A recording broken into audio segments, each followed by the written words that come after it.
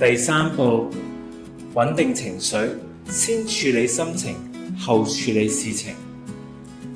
衝突有時之所以會爆發，往往其實係因為大家喺嗰時情緒太激動。當子女去同人爭執嘅時候，第一時間要做嘅唔係去即刻去反擊，而係我哋要先冷靜落嚟。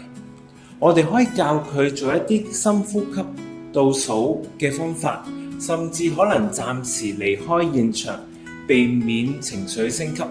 喺情緒唔穩定嘅時候，我哋講咩都冇用，冷靜咗先可以理性去解決問題。第四步，俾青少年嘗試自行解決問題。家長有時見到仔女俾人欺負，都會本能反應衝出嚟話：我要主持公道。但係社交技巧係一門需要練習嘅功課。當仔女已經冷靜咗落嚟，亦都了解咗究竟有咩原因發生嘅衝突，我哋其實可以陪住佢去諗一諗有啲咩解決方法，唔需要直接幫手去打電話啊、投訴或者去責怪對方。反而我哋可以去問例如果你再次遇到咁嘅情況，你會點樣回應呢？你會嘗試用咩方法解決呢？俾仔女試下用自己方法解決，對佢哋嚟講都係一個好重要嘅成長機會嚟㗎。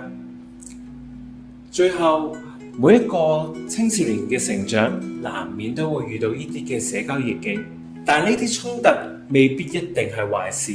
只要我哋識得去引導，佢哋可以喺呢個衝突裡面學識點樣表達自己，尊重別人，建立更加健康嘅關係。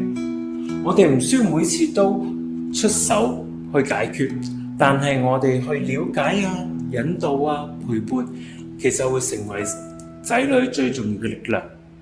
多謝收聽，我係 Louis，我哋下次再見。